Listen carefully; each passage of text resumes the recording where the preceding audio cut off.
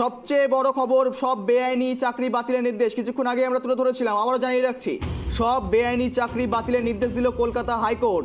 2016 SSC নিয়োগ মামলা, সেই 2016 এসএসসি নিয়োগ মামলায় চাকরি প্রার্থীদের চাকরি বাতিল করলো কলকাতা হাইকোর্টের ডিভিশন বেঞ্চ। এসএসসি মামলায় আজ সোমবার এমনই নির্দেশ দিল বিচারপতি দেবাংশু বসাক এবং বিচারপতি মোহাম্মদ সাব্বার রশিদির ডিভিশন বেঞ্চ।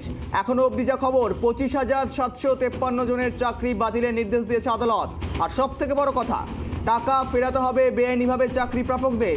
সুদ সহ 12% সুদের হারে টাকা ফেরত দিতে হবে তাদের, এমনটাই নির্দেশ দেওয়া হয়েছে। আর তা 4 সপ্তাহের মধ্যে। অর্থাৎ যারা এত বছর ধরে বেতন পেয়েছেন কিন্তু চাকরি পেয়েছেন বেআইনি পথে, সমস্ত টাকাই ফেরাতে হবে তাদের। ঠিক যেমন ববিতা সরকার, অঙ্কিতা অধিকারীদের ক্ষেত্রে হয়েছিল। ওএমআর শিট থেকে শুরু করে প্যানেল বহির্ভূত সব চাকরি বাতিলের নির্দেশ দিল আদালত। আবারও জানিয়ে রাখছি, 25,753 জনের চাকরি বাতিল করলো কলকাতা উচ্চ আদালত। উচ্চ আদালতের ডিভিশন বেঞ্চ ইতিমধ্যেই চাকরি প্রাপকদের চাকরি বাতিল করলো। মোট 26,000, প্রায় 26,000 চাকরি বাতিল।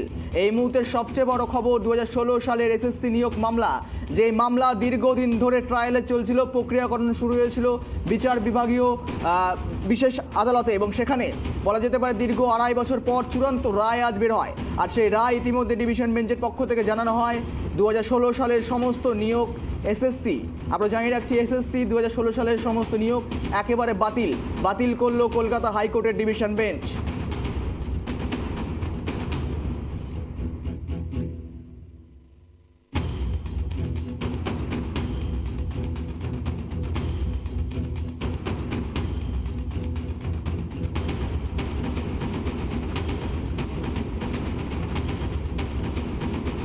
একেবারে ভোটের আবহে বড় ধাক্কা রাজ্য সরকারের বলা যেতে পারে, কেননা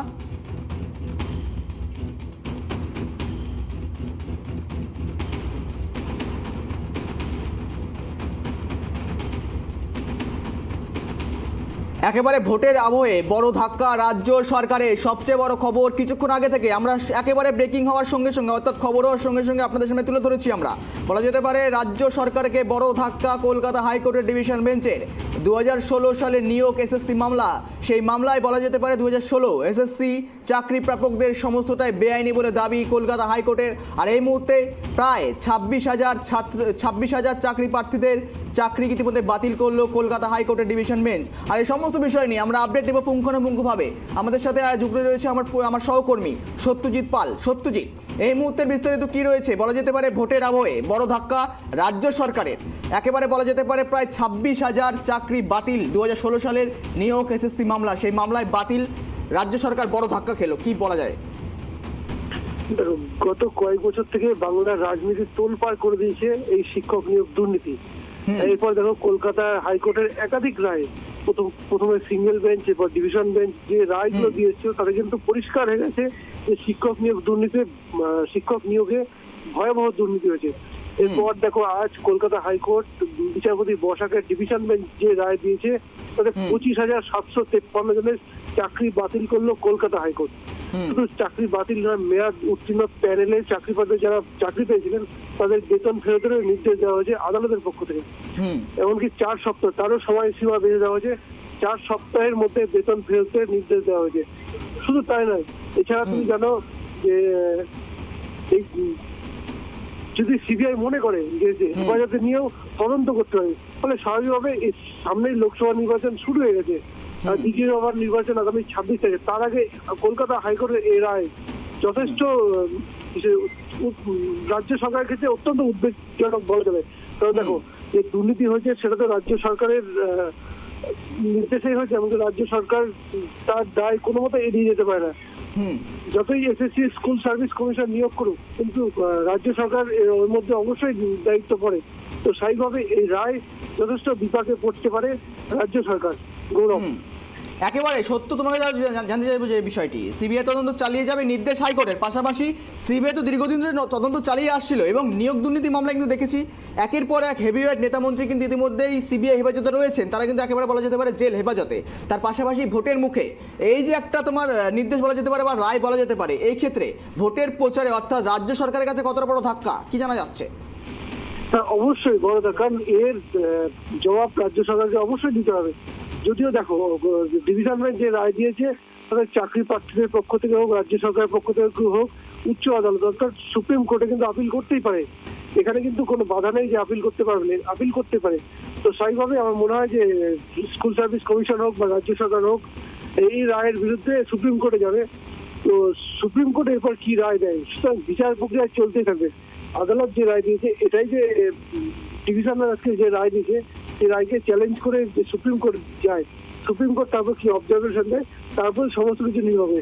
কিন্তু দেখো আজকে হাইকোর্ট যে রায় দিয়েছে, এর ফলে রাজ্য সরকার, রাজ্যের শাসক দল তৃণমূল কংগ্রেস অবশ্যই বিপদে পড়তে পারে। তার কারণ দেখো, শিক্ষক নিয়োগ দুর্নীতি ইতিমধ্যে জেলে রয়েছেন। আমরা যদি প্রাক্তন শিক্ষামন্ত্রী পার্থ চট্টোপাধ্যায়, প্রাথমিক শিক্ষা পর্ষদের প্রাক্তন চেয়ারম্যান, এমনকি বিধায়ক মানিক ভট্টাচার্য, এছাড়া জেলে রয়েছেন তোমার বড়োয়ার বিধায়ক জীবন কিশোর সাহা। ফলে স্বাভাবিকভাবেই শাসক দলের নেতাদের নাম কিন্তু বারে বারে জড়িয়ে আছে। এছাড়া দেখো কালীঘাটের কাকু সুজয় কৃষ্ণ ভদ্র, তারা যে ভয়েস স্যাম্পল টেস্টের রিপোর্ট কিন্তু ইতিমধ্যে আদালতে জমা পড়েছে। ফলে স্বাভাবিকভাবেই অবশ্যই বিপাকে পড়তে পারে। কারণ দেখো এই শিক্ষক নিয়োগ দুর্নীতি, এই দুর্নীতি কিন্তু কি বলবো, শিক্ষকতার মতো পবিত্র পেশায় এটা কিন্তু জনমানুষ একটা বিরূপ প্রভাব পড়বেই। তো সুতরাং এরপর আদালতের এই রায়ের ফলে রাজ্য সরকারকে অবশ্যই জবাবদিহি করতে হয়, শাসক দলকে জবাবদিহি করতে হয়। কিন্তু জনমানুষের কতটা প্রভাব পড়ে সেটা তো ভোট বক্সে বোঝা যাবে। তাই বলবো, ভোটের আবহে এই রায় কিন্তু শাসক দল তৃণমূল কংগ্রেসকে যথেষ্ট বিভাগে ফেলতে পারে। গৌরব, পাশাপাশি তোমার কাছে একটি বড় বিষয়, এই মুহূর্তে আসন্ন লোকসভা নির্বাচন, দ্বিতীয় দফা নির্বাচন রয়েছে সামনে। তার আগে ইতিমধ্যে নির্বাচনের তরফ থেকে বা নির্বাচন কমিশনের পক্ষ থেকে এই যে 25,000 প্রায় সামথিং তোমার বলা যেতে পারে মোটামুটি 26,000 প্রায় 26,000 চাকরি প্রার্থীদের চাকরি বাতিল করা হলো। এনাদের তো ডিউটি পড়েছিল বিভিন্ন ক্ষেত্রে বিভিন্ন স্কুলে, এবং এমনকি ভোটকর্মী হিসাবে তাদের কিন্তু ইতিমধ্যেই প্যানেল তৈরি করা হচ্ছে। সেই ক্ষেত্রে তাদের বিপরীতে বা তাদের বিপক্ষে কিন্তু এখন পরবর্তী ব্যবস্থা কি গ্রহণ করা হবে, অর্থাৎ তাদের বদলে ভোট গ্রহণ কর্মীরা, তারা ভোট কর্মী কোথায় পাবেন নির্বাচন কমিশন? অবশ্যই এটা অবশ্যই কমিশনকে ভাবতে হবে। কারণ ইতিমধ্যে কিন্তু এসএসসি ঘোষণা করেছে তারা সুপ্রিম কোর্টে আপিল করতে চলেছে। ফলে সাহেব সুপ্রিম কোর্ট কি রায় দেয়, সুপ্রিম কোর্টে যদি আপিলটা করে, আপিল করার পর রায় আসার আগে পর্যন্ত আদালতের এই রায় কিন্তু কার্যকর হবে না। সুতরাং সুপ্রিম কোর্টের রায়টা কিন্তু অত্যন্ত গুরুত্বপূর্ণ।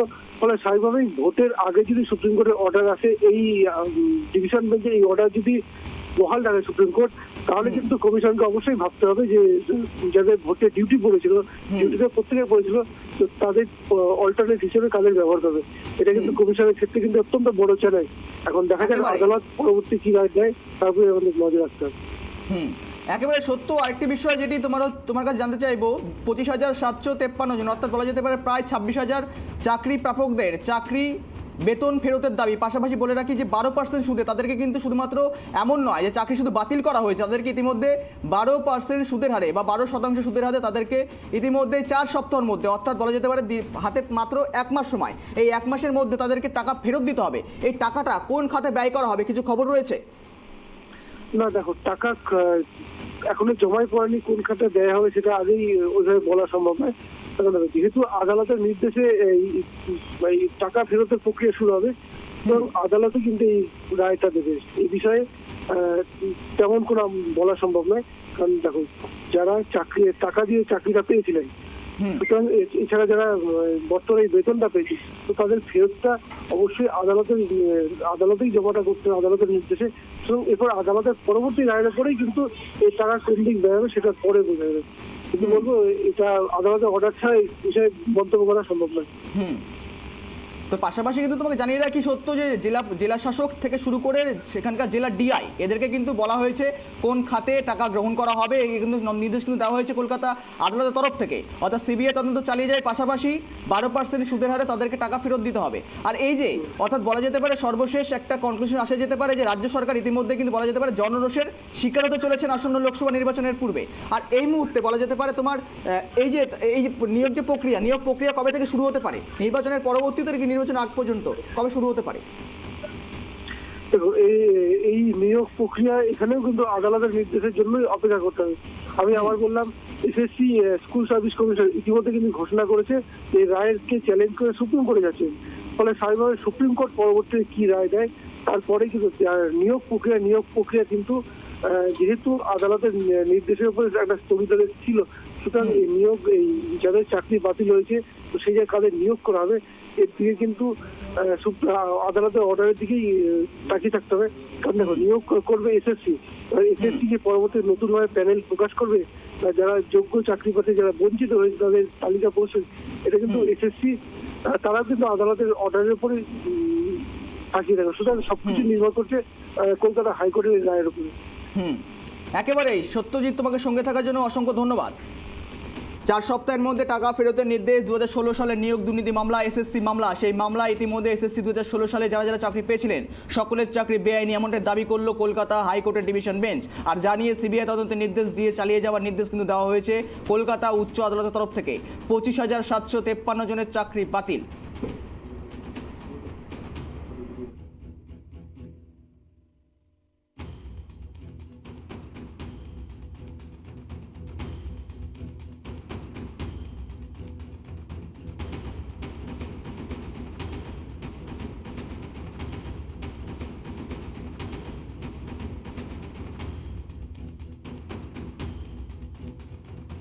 এর আবহে বড় ধাক্কা রাজ্য সরকারের। মেয়র উত্তীর্ণ হওয়ার পরেও কোনো ব্যক্তির চাকরি বৈধ নয়, স্পষ্ট জানিয়ে দিল কলকাতা উচ্চ আদালতের ডিভিশন বেঞ্চ। আর পাশাপাশি এই শুধুমাত্র তাদের নিয়োগ বাতিল করা হয়েছে এমনটাই নয়, তাদেরকে 4 সপ্তাহের মধ্যে টাকা ফেরত দিতে হবে এমনটাও বলা হয়েছে কলকাতা হাইকোর্টের তরফ থেকে। আর এই সমস্ত বিষয় নিয়ে আমরা আপডেট নিয়ে আমাদের সাথে জুড়ে রয়েছে সাদ্দাম হোসেন। সাদ্দাম, সিবিআই তদন্ত চালিয়ে যাবে, পাশাপাশি নিয়োগ দুর্নীতি মামলা যে বারংবার উঠে আসছিল একটি মামলায়, সেই মামলায় 25,753 জনের চাকরি ইতিমধ্যে বাতিল করলো কলকাতা হাইকোর্টের উচ্চ আদালতের ডিভিশন বেঞ্চ। এই বিষয়ে তোমার প্রতিক্রিয়া কি? আপাতত তো বাতিল হলো, কিন্তু এই বিষয়ে আমার পরিচয় আছে যে প্যানেলটা পুরো ওরা মানে রিসার্চ করে প্রথম থেকে লাস্ট পর্যন্ত দেখুক কারা ওরা, মানে যারা দুর্নীতি করেছে, যারা র্যাঙ্কিং করেছে, যারা ওয়েমার মানে ম্যানিপুলেট করেছে, যারা সাদা খাতা জমা দিয়েছে এবং যারা আরো অন্যান্য অবৈধভাবে যারা চাকরি পেয়েছে তাদেরটা সেটাকে এরা পরিষ্কার হয়ে দেখে নিয়ে যাবে, দেখে নিয়ে তাদেরকে মানে নিখুঁত করে আইডেন্টিফাই করুক এবং তাদেরকে চাকরি থেকে বরখাস্ত করুক। এটা আমরা চাইছি প্রথম কথা। আর দ্বিতীয় কথা হচ্ছে, যারা অনেকেই আছে যারা এই দুর্নীতির কবলে মানে পড়ার জন্য মানে অনেকে জেনুইন ভাবে চাকরি দিয়েও এখানে বাড়ি থেকে 2000 কিলোমিটার, 700 কিলোমিটার, 800 কিলোমিটার দূরে আমার বন্ধুরা সমস্ত সব যারা চাকরি পেয়েছে শুনছি যে বাড়িতে 1500 কিলোমিটার দূরে চাকরি করছে। তো এইগুলো তো আপাতত হবে না, এগুলো তো কিছুটা হলেও একটু হাওয়া মিলবে যদি এটা মানে নতুন করে আবার সবকিছু চ্যানেল তৈরি করে বা এটা মানে পরিষ্কার ভাবে সবকিছুকে যাচাই করে এবং নতুন করে যদি নিয়োগ দেয়। তো আমরা চাইছি সেটা ইন্টারভিউ থেকে শুরু হোক, কারণ ইন্টারভিউ থেকে শুরু হলে আবার জানা যাবে যারা কিছু কিছু লোক 9:30 পেয়েছে মনে করেন ইন্টারভিউতে, কেউ তো 55 পেয়েছে রেটে নেই, এগুলো তো অতিরিক্ত হয়ে গেল না। 9:30 পায় যারা, তাদেরকে আমাদের একটু দেখার খুব ইচ্ছা থাকলে এই জন্য যেখানে আমরা মানে শুধুমাত্র 5.5 পেয়েছি, ওটা সিঙ্গেল ব্যাংকে আমি চাকরি করি তারপরেও। কিন্তু সাদ্দাম বাবু, আপনার কাছে একটা বিষয় জানতে চাইবো, ইতিমধ্যে 26,000 প্রায় 26,000 চাকরি প্রার্থীর চাকরি কিন্তু বাতিল করা হয়েছে 2016 সালে নিয়োগ প্রক্রিয়া মামলায়। এই ক্ষেত্রে বলা যেতে পারে এটা তো উচ্চ আদালতের একেবারে বলা যেতে পারে দীর্ঘ পর্যবেক্ষণের পর 280 পাতার রায় তারা ঘোষণা করেছে। আর তারপরে প্রায় 26,000 চাকরি প্রার্থীর চাকরি কিন্তু বাতিল করা হয়। সেক্ষেত্রে কি বলবেন, সকলেই কি দুর্নীতির সাথে যুক্ত ছিল? না, সকলের জিনিসের যুক্ত থাকে এটা তো হতেই পারে না। না, এটা আপনারা জানেন বা সবাই জানে যে এটা সকলে মানে এত 26,000 মানে যুক্ত নয়। কারণ এরা তো বাতিল করেছে এই কারণে যারা প্যানেল এক্সপায়ার হয়ে গেছে, যারা ডিসেম্বর পর্যন্ত মানে যে কোর্টের রায় ডিসেম্বর পর্যন্ত যে প্যানেলটা ছিল ওই পর্যন্ত ভ্যালিডিটি দিয়ে তারপরে এক্সপায়ার প্যানেল হিসেবে ঘোষণা করেছে। এবং যারা অনেক সময় অনেকেই লকডাউনের মধ্যে দিয়ে চাকরি পেয়েছে, মানে যাদের রেকমেন্ডেশনই নেই এরকম অনেকেই চাকরি পেয়েছে, এদেরকে 12% ইন্টারেস্ট সহ এদের টাকাটা রিটার্ন করতে হবে। এবং সেটা সম্ভবত 6 সপ্তাহ টাইম দিয়েছে টোটাল, মিনিমাম 4 সপ্তাহ, ম্যাক্সিমাম 6 সপ্তাহ টাইম দেওয়া আছে তাদেরকে। এটাই। এরপর তো রাজ্য সরকার অবশ্যই সুপ্রিম কোর্টে বা শীর্ষ আদালতে পৌঁছেছে, আপনারা কি সহযোগিতা করবেন? অর্থাৎ এর পেছনে কোন হেভিওয়েট বা কোন দুর্নীতিগ্রস্ত মানুষ বসে রয়েছে তাকে ধরিয়ে দেওয়া সাহায্য কি আপনারা সহযোগিতা করবেন? 100বার, কারণ তাদের মানে দুর্নীতি ধরার জন্যই তো এত আন্দোলন, এত পথ, এত মানে রোদ জল ঝড় বৃষ্টি, মানে কি বলবো, এত কিছুর পরেও তো তাদের জন্যই তো লড়াই করা, যে তাদের তারা ধরা পড়ে এবং আমাদের যারা জেনুইন ক্যান্ডিডেট তারা একটা সুস্থ এবং ভালো একটা লাইফ পায় এবং তারা যেন স্কুলে ফিরে যেতে পারে, তাদের স্কুলে মানে যারা যোগ্য, যারা হকদার, যারা দাবিদার, তাদেরকে আমরা চাইছি যে তারা চাকরিটা করুক এবং চাকরিটা পাক। তার জন্য যত দুর্নীতি আছে সবাইকে ধরুক, কারণ সবার পক্ষে সম্ভব নয় 15 লাখ 16 লাখ 20 লাখ 30 লাখ টাকা দিয়ে চাকরি করা। অনেক মানে দুস্থ এবং মেধাবী আছে তো যারা জেনুইন পদে বসে আছে এখনো, তাদেরটা বিচার করুক তৃণমূল এবং তারা সেটাকে জাস্টিফাই করে তারা যদি চাকরি পাওয়ার যোগ্য হয় এবং বিবেচিত হয় তাহলে তাদেরকে দিক, আমরা এটাই চাইছি। একেবারে সাদ্দামবাবু, একটি প্রশ্ন আপনার কাছে। ইতিমধ্যে নির্বাচন কমিশনের তরফ থেকে আপনাদের তো ভোট কর্মী হিসাবে সেখানে আপনাদের গ্রহণযোগ্যতা করা হয়েছে, সেই ক্ষেত্রে আপনাদের কাছে এই মুহূর্তে চাকরি বাতিল, পাশাপাশি আপনাদের নিয়োগ বাতিল। সেই ক্ষেত্রে ভোটের নির্বাচনের ক্ষেত্রে আপনাদের যে সেখানকার যে আপনাদের ভোটের হিসাবে যে কর্মচারী হিসেবে যে কাজ করতে হবে, সেক্ষেত্রে কোনো নির্দেশনামা এসেছে এখনো পর্যন্ত আপনাদের কাছে? এখনো পর্যন্ত কোনো নির্দেশনামা আসেনি। মানে আমাদের পশ্চিমবঙ্গ পশ্চিমবঙ্গ সরকার এত দ্রুত কোনোদিন কাজ করতে পারবে বা কোর্ট কাজ করতে পারবে বলে আমার জানা নেই। তো এখনো পর্যন্ত নির্দেশ দেয়নি। আমরা যতদূর আসছে যেভাবে চলবে সেভাবে এগিয়ে যেতে হবে। এবং আমরা যেহেতু সিঙ্গেল বেঞ্চে আমরা যখন চাকরি পেয়েছি ওই গাঙ্গুলির নির্দেশে, তখন সেটা তো নিয়ে ভাববে বা ভেবে দেখবে, এবার যেটা ওরা ভাববে সেটা আমরা রাজি আছি, সেই মতে যেটা সঠিক হবে সেটা সেই পথে আমরা এগোবো। আর যেটা ভোটের ডিউটি বললেন, ভোটের ডিউটিটা আমরা করবো, যদি আমাদের দেওয়া হয়, আর না দেওয়া হলে করবো না, কোনো অসুবিধা নেই। এবং আমরা চাইবো যেটা আমাদের না করতে হয় ভোটের ডিউটিটা। ধন্যবাদ আপনাকে সাদ্দামবাবু, সঙ্গে থাকার জন্য অনেক ধন্যবাদ। নতুন করে নিয়োগ প্রক্রিয়া শুরু করবে এসএসসি 2016 নিয়োগ মামলার সমস্ত যারা চাকরি পেয়েছিলেন সমস্ত চাকরি প্রার্থীদের চাকরি কিন্তু বাতিল করলো কলকাতা হাইকোর্টের ডিভিশন বেঞ্চ। 25,753 জনের চাকরি বাতিল করলো কলকাতা হাইকোর্টের ডিভিশন বেঞ্চ। ইতিমধ্যে প্রতিক্রিয়া জানালেন বিভিন্ন চাকরি প্রাপক থেকে শুরু করে চাকরিহারারা, ইতিমধ্যে কিন্তু প্রতিক্রিয়া দিলেন আপনাদের সামনে।